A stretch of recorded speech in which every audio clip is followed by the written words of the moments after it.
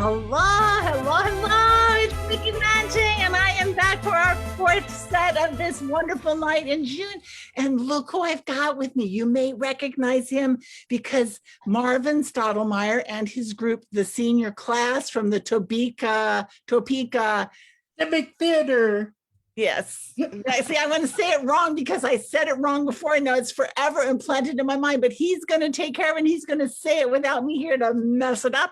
But anyway, we want to welcome them here tonight. I'm just going to turn it over to Marvin. All right. Thank you, Mickey. And thank you, Vintage Festival people, for having us back again.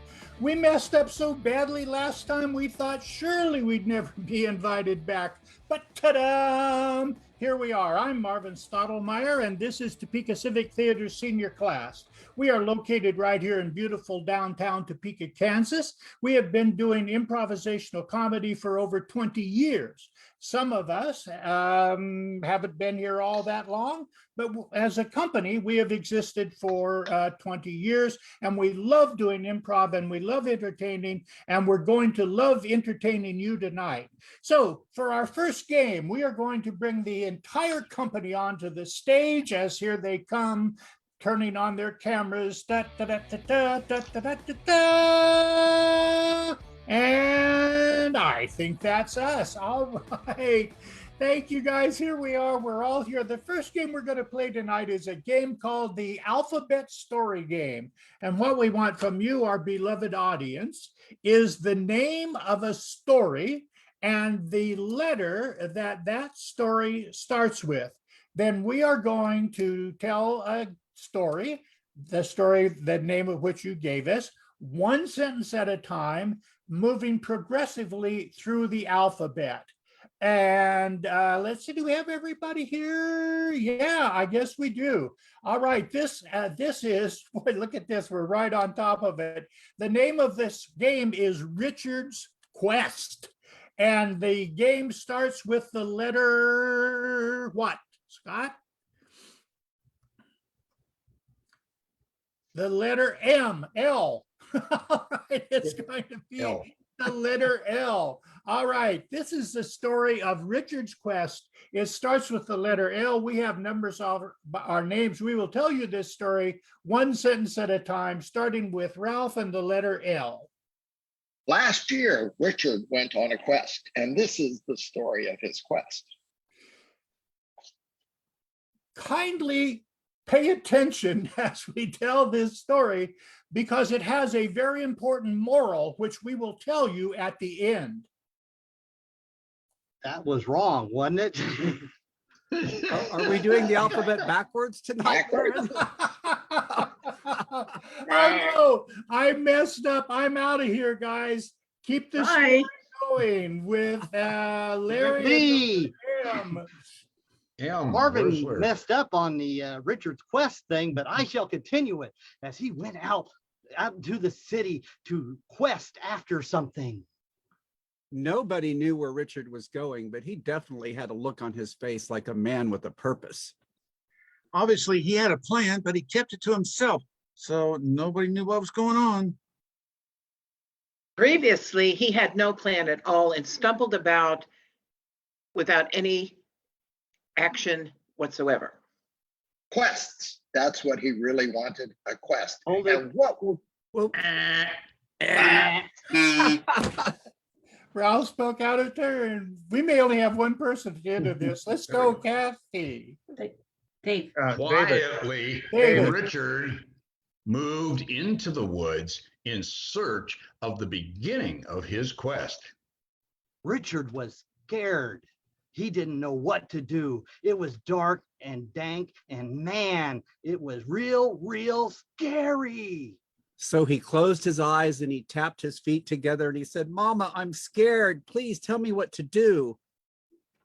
That absolutely did no good whatsoever. So he was standing there in the dark and the cold with the terrible smell of his nose.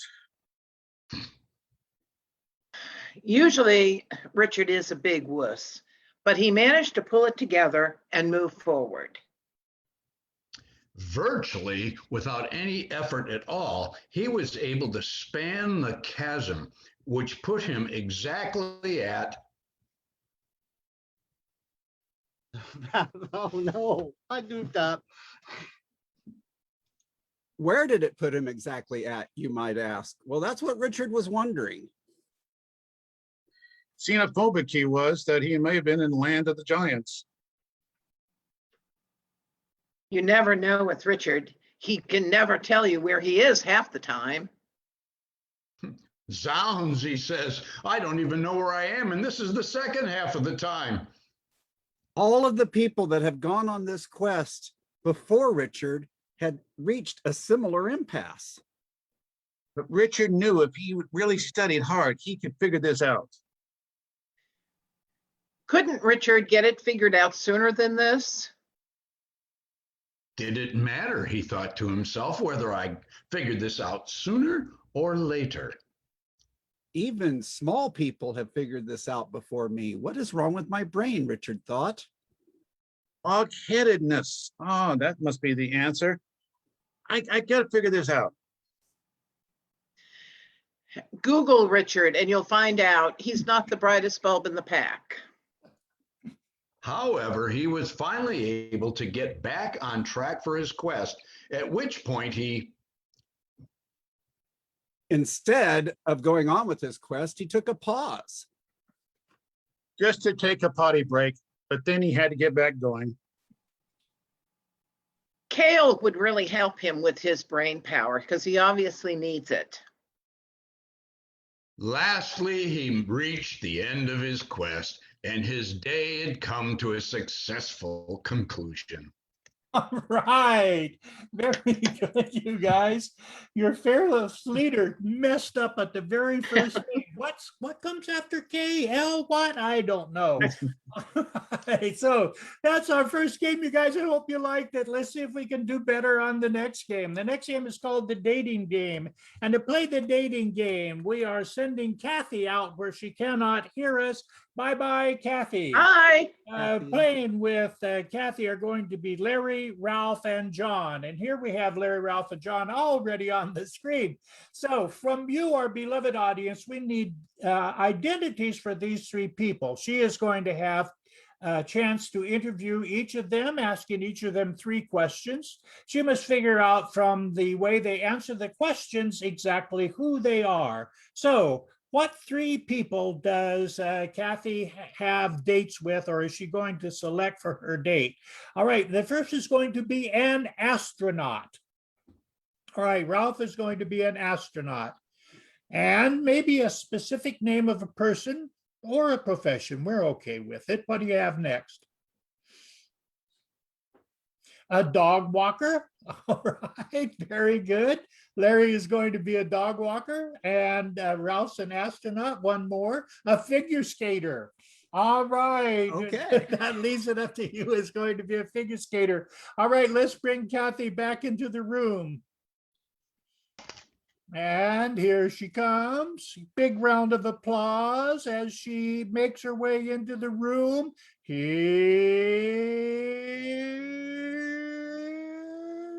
Kathy. Try that again.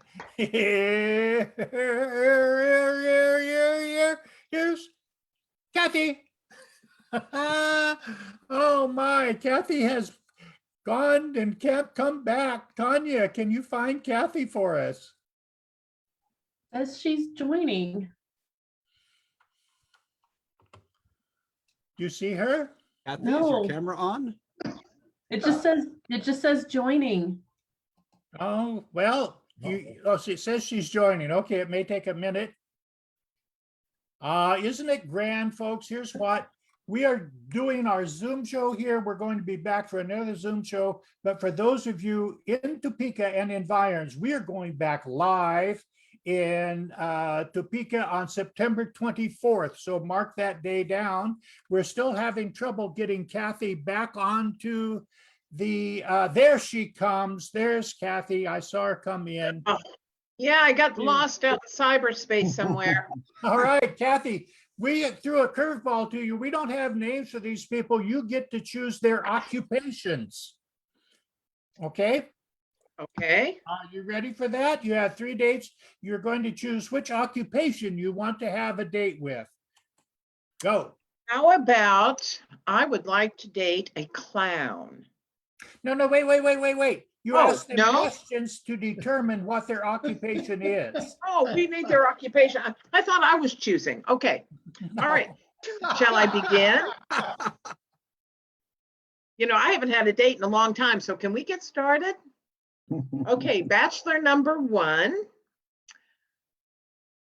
What hours do you work? Bachelor number 1? Oh, shoot. What is going on here? Hello? That would be you, Ralph. Okay. Wow. Oh, what hours? Oh, when I work, I kind of, you know how that works. Just kind of, I'm always there. I mean, I work 24/7, when I'm really doing my job, and when I'm training, I work the regular hours. I see. Oh, well, goodness. Bachelor number 2, do you get sweaty on the job? Oh, I tell you, I get real sweaty running behind all them and slipping into poop. You know what I mean? Oh man, having to pick that all up. Oh man, it's a bummer. But it's an exciting time for me and you too, if you want to come along with me. Well, I'll have to think about that, but I need to talk to bachelor number 3. Is yours a job where you would sit all the time, or do you have to move about? Oh, I move about almost constantly, especially when I'm working on my camel or my axle.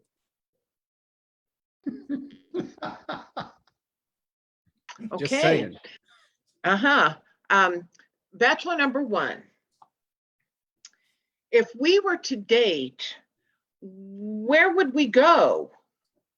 Oh, if we were going, I tell you, I would take you on a really great ride. We like to go G6, D7 if we can, and it doesn't last long, but it is a great ride. And then you don't feel anything. You're falling. Oh my goodness. Well, gosh, I don't know whether I want to go on. That sounds so exciting. But bachelor number 2, do you work with the animals? Oh yes, I work with the animals and we lick each other all the time. Oh, it's great. You'd love it. Well, maybe. Bachelor number 3. What is the favorite part of your job? What is the thing you do you love the best? Oh, that would have to be standing on the platform and listening to the glorious national anthem of the United States of America. I think. Goodness. Okay. Oh gosh, bachelor number 1. Explain to me what you meant with you're falling. What does that mean? Well, when where I like to spend a lot of time, it feels like you're falling all the time. But if you were looking through a camera at me, I would be kind of just floating along, and I would really be able to go from one place to the other without it doing anything. It's a real problem when we eat, but other than that, we enjoy it. Okay, bachelor number 2. All right, so you work with animals. That is so exciting. Do you work at a zoo? I mostly work in the streets, I would just love to put you on a leash and watch you wag your tail. You know what I'm saying? Oh, I would like that too. Okay, bachelor number 3. Oh gosh, if I were to date you, could I come see your job? Could I come work with you for a day? Oh, I don't think we could work together for a day, but if you were willing to work with me hard for several years, yeah, we could team up on the job. It just depends on how easy you are to throw up in the air, I guess. Oh God, well, that probably isn't going to happen any too soon. All right. I think that's Okay. 3. That's 3. Kathy, who are you going to date? Yes. And who are you turning down? Well, I kind of like bachelor number 2 because I like working with animals, and I think he's a dog walker, is he not? Yes, he is. Oh, that would be such fun. But gosh, this is so difficult. You know, bachelor number one, is he an astronaut? Is he floating around in Yes, he space? certainly is. Yes, he You is. know, I get vertigo, so that just wouldn't work for me. Oh, Too bad. And number three, I think you're a gymnast or an Olympic champion of some kind. Am I correct in that? No. Well, Well, you're good getting grief. closer. I'm getting closer. Okay. Well, you're talking about throwing me around. Let's see, a gymnast. Go Oh. ahead with it, John. Let her know who you What is are. it? I am a figure skater, and I was just going to say that. dare I I was just- say, a champion figure I skater. was. And darn it, Larry, if I ever have to compete with you for a date and you cheat by promising to put a leash on her, that's just not fair. That was All the right. big attraction. All right. So good job, you guys. Our next game is a game called Foreign Film. And to play Foreign Film, we're bringing up Larry and Ralph, and they are going to be performing in a foreign film. Mike and I are going to be translating for them. So first of all, from you, our beloved audience, we need to know what language is this film in? What country is this film from? And while you're thinking about that, we want to know the name of the film as well. All right, this is a German film. I got Germany first, we'll take that. And what's the name of this German film?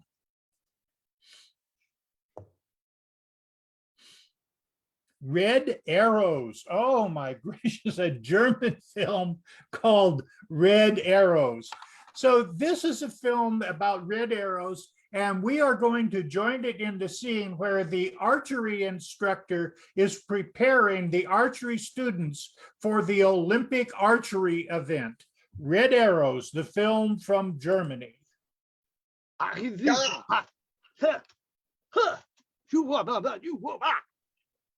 Okay, guys, it's not that hard. You put the arrow there, you pull it back, you let it go. Well,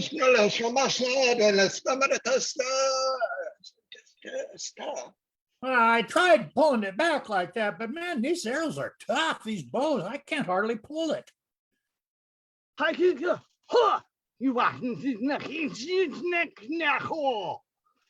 What's the matter with you guys? Oh, look what you did. You made me break this arrow.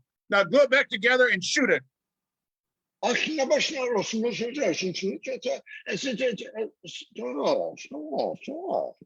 Okay, so I should take this arrow that you broke and put it back together and shoot it? I don't get that.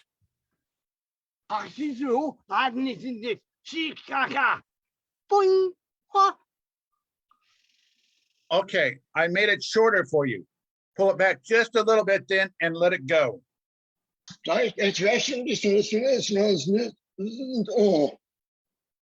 Okay, yeah, just like this. Ow, oh, it landed right on my foot. Ow, ow.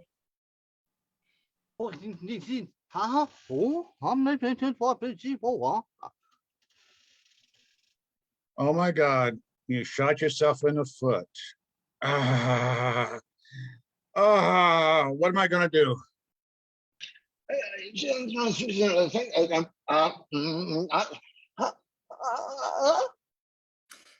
So if I wave my hand like this, would my fairy godmother come down and pull this arrow out of my foot? Because you're not doing a damn thing for me.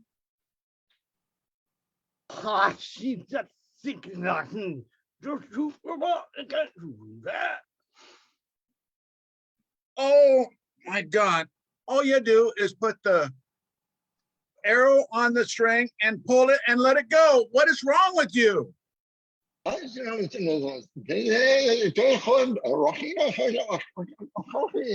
See, I don't know which end of the arrow goes there. I mean, it's got a pointy thing here and a gap over here. Which one do I put on the string?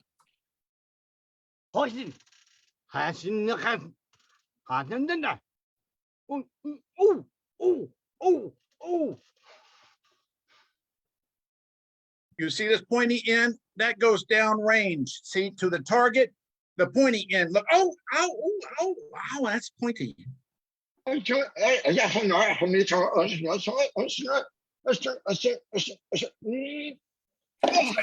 pull it like this and I pull it like, my gosh, you're bleeding. Are you going to be okay? It's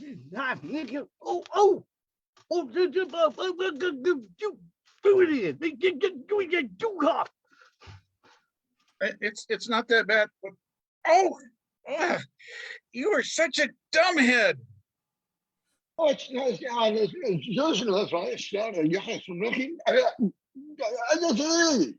So I don't know what to do. You call me a dumbhead. You stick an arrow in your finger. I think I'm just going to give up on the Olympics. I didn't want to do this anyway. My mother made me.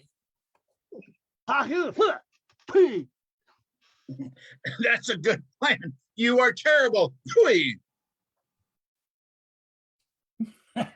And scene. All right. Very good. Very good. So you can understand now why they don't have archery as an Olympic sport anymore, just because things like that kept happening. Now we're going to play Man on the Street. And for Man on the Street, we are going to take you to a very famous event in history. And we are going to have 7 people who are going to visit that event. They won't know who they are until they join me on the stage. I will interview them as they react to what the event is. So tell us what famous event in history we're going to be witnessing here today. Last time, I think we had, I don't know, what do we have? Signing of the Declaration of Independence, maybe, but any event, the sinking of the Titanic, the first summit of Mount Everest. All right, that will work. That will work just great because we are going to have a press conference from the top of Mount Everest, and that's going to be very special. All right, here we go. Yes. Good evening, ladies and gentlemen. Here we are at the top of Mount Everest, and we have several people who are here to the air is very thin up here, and there's a woman who keeps appearing and disappearing. I don't know. I think I'm hallucinating a little bit, but oh, here comes a gentleman who is, yes, sir. Could you step over this way, please, sir? Yes, Dr. Seuss. Dr. Seuss, how nice to see you here at the top of Mount Everest. How are you, sir? It is always good to see you, especially when I don't know you, but I'm happy to be here at the top of Everest. It is the very best. Well, we're glad that you could be here, Dr. Seuss. I would like to ask you, what do you think of these climbers who, strangely enough, are not in view right now, who were the first people to make it to the top of Everest? Do you have any words of wisdom concerning them? Oh, they are very brave, and I hope that they will save the top of Mount Everest for many future generations. It is the best place to be, even when there is no tree. Very good. Well, Dr. Seuss, thank you so much for joining us. I'm happy that you could be here. And please just step over there because Captain Kangaroo. Here he is, Captain Kangaroo. How are you, sir? Oh, I'm doing very fine there. Where's Mr. Green Jeans? I don't know. I haven't seen him. Was he supposed to be here at the top of Mount Everest? Yeah, him and Dancing Bear were supposed to be up here, but it's kind of cold, I noticed. It is very cold up here. So, Captain Kangaroo, did you think that human beings would ever conquer Mount Everest? It looks kind of high, doesn't it? It's very high, yes. But I think, Captain, like we're at the top, you'd be looking down. Yeah, yeah. Ooh, I'm getting kind of sick. Yes, it is. Well, Captain Kangaroo, do you have any words of, oh, you're all right, Captain. Do you have any words of wisdom for people who might be thinking they would like to scale Mount Everest? Sorry. Oh, sorry. You can't. Bye, Captain. There's a barf bag right over there. Good morning, Captain. now I think I see Popeye, Popeye the sailor. Oh, yummy, yummy, yummy, yummy, yum. How are you, Popeye? Well, I'm up here looking for me olive oil. Oh, Oh, yes, it's a have little you seen thin up her? here, though. Oh, it's lovely up here. So what do you think, Popeye, about how did people manage to finally conquer Mount Everest? Do you have any notions about that? Well, I can't speak for the rest of them, but I can speak for myself. And for myself, it took about 12 cans of spinach to get my little old butt up this mountain. It doesn't hurt, though, that I have the extra large forearms. Oh, well, that's good too. That's good. And so do you think that anyone else will ever make it to the top of Mount Everest? Well, I'm afraid maybe that Bluto might make it up here. That's why I'm watching out for him, or perhaps his brother Brutus, whichever one of them is in this episode. Not sure. Yummy, yummy, yummy, yum. Yeah, you'll be fine, Popeye. You yam what you yam, ain't you? I've had all I can stands, and I can't stands no more. That's all I can say. All right, Popeye, thank you for coming by today. We got about a minute left here. William Shakespeare. My gosh, Mr. Shakespeare, how are you? What a pleasure to see you here. Well, thank you very much. I'm appreciated being here. It's interesting place to set up a theater. Yes, I'm sorry, wouldst thou prefer that I speaketh to thee in Shakespeareanish speech? You know, speaking the colloquial English, that Shakespearean speech sounds really hokey. All right. Well, Shakespeare, thank you so much for coming. And ladies and gentlemen, we I have found the set of used up keys. our You know who that time. belongs to? Yeah. Bye, Shake. Bye, Bill. We've used up all of our time. We had so much fun that we just took more time than we had to. Didn't get to talk to everybody, but I do want to welcome the members of the company. We have Miss Kathy Deal. Welcome, Kathy. We have Larry Lang. Come on, Larry, take a bow. Ralph Cremens. John Livingston. Mike Mathewson. And Kathy Deal. And did I forget anybody? David. Tiffany. So welcome, you guys. We hope to come back on another vintage show. Mickey, thank you for having us. Bye-bye. Thank you, the senior class. Welcome back. Bye. Appreciate it. Thank you, Mickey. See you Thanks all for- another So long, time. everyone. We're going to dance out here. Watch this senior class dance, guys.